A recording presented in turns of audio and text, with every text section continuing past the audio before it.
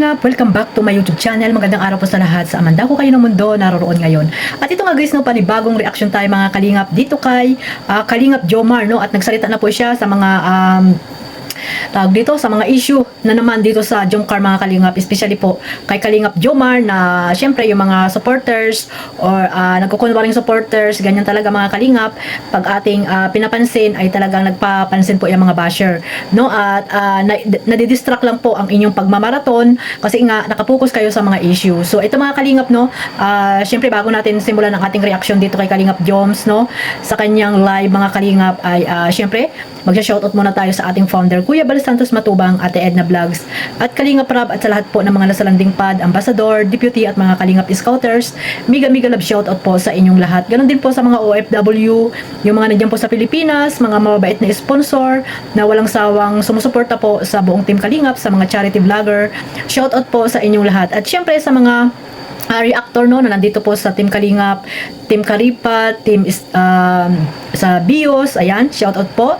At sa iba pa pong mga reactor po na nandito po sa Team Kalingap, mega love shoutout po sa inyong lahat. Ito mga Kalingap, no, mayroon tayong nakuhang clip video dito kay Kalingap Jomar, at syempre pakikinggan muna natin, at after nito ay bibigyan po natin ng reaction mga Kalingap. Ayan, sabay-sabay po natin panoorin ito. Kung nagtatampo, natin dito naman guys, kung medyo nagtatampo kayo, kung hindi ka na shot or yung iba kasi dito syempre may mga GC. Ako kasi hindi naman ako nakapagpapasok sa mga GC din agad-agad. Yun. Parang kagad. Maggawa lang tayo. Sabi ni Teddy Rayos ako, kasi hindi masarap masya ako dahil nakita ko na silang personal profile picture. Selfie namin ni Calabes. Yun, Teddy Rayos, shoutout sa iyo. O naman guys, mahal ko naman kayo guys. Madami niya lang kayo, hindi ko may isa-isa. Pero mahal ko naman kayo guys. Kung pwede lang bagang magpa-picture sa inyo, di ba? Kung malapit lang kayo, hindi, picture tayo, shout out or ano. Kaso, ang layo na kasi guys. Ako guys, happy din naman ako ngayon. Kasi dati, yun nga, parang sabi ko dati, gusto kong yumaman or gusto magkapera para makapag-share ng blessings. E ngayon po, somehow, sakto naman po yung nabibless din naman tayo. Pero yun nga, nakatulong na tayo sa family, nakatulong na tayo sa pamilya, sa ibang pamilya, di ba? Sa mga kabataan din. At saka yung goal ko din naman is makapag-inspire tayo ng ibang tao. Maganda rin. Ano lang guys, pray lang din talaga. Ang sabayan ng effort. Sabayan din ng ang tawag doon? Yun. O nga, nagdidul din nga kami ng asin. Baga nabanggit ko na yan. Yung nag-adobo kami pero walang laman. Diba? Yung mantik parang inaano lang, yung, alam niyo yung ano man. Yung parang ano lang ng adobo. Yun lang, diba? Ricado lang naman yun. Tapos toyo, suka, ganun. Pero walang laman. Gati, yun yung ulam namin. Tapos pag may hotdog kami guys, yung isang stick ng hotdog, bida pa kayo, bida yata yung unti-untiin ko yan. Yung hotdog bagay, di ba pula yan po? Unti-untiin ko yung balat yan. Balat ng konti, tapos maraming bigas, ay maraming kanin. Hanggang sa maubos yung mga balat na pula, ang susunod pa naman yung laman. Ganda din guys. Kaya kung mag-ubos ng 2 o 3 cup ng kanin sa isang hotdog lang guys na maliit, yakang-yaka yan dati guys.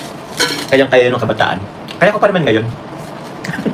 At dahil din sa pagpupursige sa buhay ay naiba po ang buhay ni Kalingap Jomar, no? Kaya padayon lang at maging matatag lang sa pagsubok sa buhay, kasi ang problema naman ay nandyan lang, no, na laging nakaano sa atin, nakakabit mga Kalingap. Kaya maging matatag lang at tuloy-tuloy lang ang buhay, no?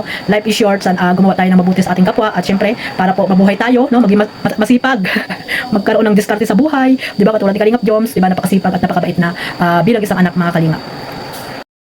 So ay mga Kalingap, no, at sa mga hindi pa po nakasubscribe or panood ng full video na yan, panoorin nyo po ang kanyang live, no, kagabi kay Kalingap Jomar, at syempre credit dito sa kanyang clip video na nakuha ko po mga Kalingap. At ito nga, no, mga Kalingap, sa mga alam ko nakakaalam ay syempre mga viewers din naman ang nagsasabi na may mga nagtatampo di umano, no, na talagang pag hindi na sa shoutout ay nagtatampo mga Kalingap, no. At siguro, hindi nga na shout out kahit anong comment ay hindi ka na siya shout out, gusto lagi na siya shout out, no? Pero mga kalingap, hindi po big deal yan, no? Yung pagtatampo-tampo nyo, kasi nga lahat naman kayo or tayo ay mahal po na ni Kalingap Jomar kasi nakasupport tayo sa kanya, even though hindi po niya na shout out or nagbibideo lang kayo, malaking tulong po yan kay Kalingap Jomar at kay Carla, no? Syempre sa serye nila mga kalingap, hindi po kabawasan sa inyo yon pag hindi kayo na shout out, no? Maging masaya na lang tayo na nakasupport tayo dito sa dalawa mga kalingap, no? At ang pag-shout out naman ay ano lang yan, shout out lang, di ba? Na wala namang ano yan, dapat bigyan ng hindi magandang ano nyo, no? Na pag hindi kayo na shout out ay hindi na kayo manonood or hindi na kayo magko-comment, mga kalingap, huwag naman gano'n, no? At ang hindi po dahilan yan para po umiwas kayo or hindi nyo nasuportahan itong si Kalingap Jomar or ang serye po nila ng Jomcar mga kalingap, no? At wag po lagi nyo isip na pag hindi kayo na shout out ay binabaliwala na kayo ni Kalingap Jomar. Hindi po gano'n, dahil napakarami pong nagko-comment or marami nakasuporta dito kay Kalingap Jomar pag nagla-live. Syempre mangilan-gilan lang yung kanyang ma-shout out mga kalingap, no? Kung isa shout out tayo lahat ay pambihira yan, maubos na ang isang oras sa pag-shout out, no? Mabuti na lang kung sa aking live, di ba? Kahit shout out ako maghap o sa aking buong live, okay lang kasi kukunti lang naman kayo, di ba? Unlike sa mga big charity vlogger na yan, na maraming mga viewers, di ba? Sana po lawakan po natin ang ating pangunawa mga kalingap. Huwag tayong balat sibuyas, no? Bawal po ang balat sibuyas mga kalingap, no? At syempre, sabi ko nga na lagi ko sinasabi sa inyo na ang pag-YouTube po ay gawing libangan lang. Huwag po nating seryosohin, no? Huwag nating seryosohin dahil tayo lang din po ang talo dyan at may stress sa inyong mga pinagagawa. Mababas pa kayo na pag hindi kayo sa bashing, nako, ang mangyayari sa inyo, maluki-luki pa kayo mga kalingap dahil sa kaisip nyo na mga pinagsasabi sa iyo, no? Mabuti sana kung matatag ka na, no? Matatag ka na bilang isang YouTuber mga kalingap. So ito mga kalingap, dito rin po nasabi ni Kalingap Joms, no? Yung mga nakaraan na siguro naman lahat tayo ay napapagdaanan niya, no? Maliban lang kung talagang mula noong bata ka hanggang sa ikaw ay lumaki ay napakarangya ng buhay mo or sa madalit sabi ay mayaman ka, no? Hindi mo nararanasan yung mga pagdildil ng asin, no? Paglagay ng kape, kape. Yung kape lalagyan mo ng tawag dito, lalagyan mo ng kanin, di ba? Yung gata ilalagay mo sa kanin. Ilalagay mo ng asin or kaya bagoong, o di ba mga kalingap, yung mantika tuyo, napakasarap niyan mga kalingap, no? Mas gusto ko pa yan mga ulam na yan kaysa sa mga lechon. Lechon, ayan. So ayan mga kalingap, ako naranasan ko din po yan mga kalingap, no? Kahit na noong bata pa ako ay meron kaming palaisdaan din, pero naranasan din po namin yung mga ganyang tawag dito, mga ganyang sinasabi ni Kalingap Jomar na naranasan nila noon at ng mga viewers na nakakaranas po ng mga ganyang ulam noong mga unang panahon mga kalingap. Ngayon kasi ay nako, hindi na pwedeng yung mga kabataan ngayon, nako, paalamin mo ng ganyan ay talagang maliban nun talaga kung walang-wala mga kalingap, no? Yung mga tao talagang nasa baba ng laylayan ng lipunan na talagang ngayon din ay nararanasan pa rin po nila yung mga ganyang ulam mga kalingap. So ayan, no? At sabi nga ni Kalingap Jomar, siyempre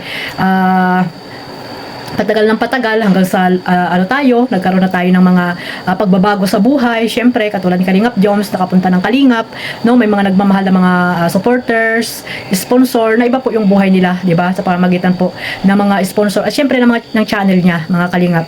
At nakasuporta po sa kanya yung mga viewers na talagang naandyan, na talagang pinapanood ang kanyang YouTube channel, di ba? Para magkaroon ng revenue.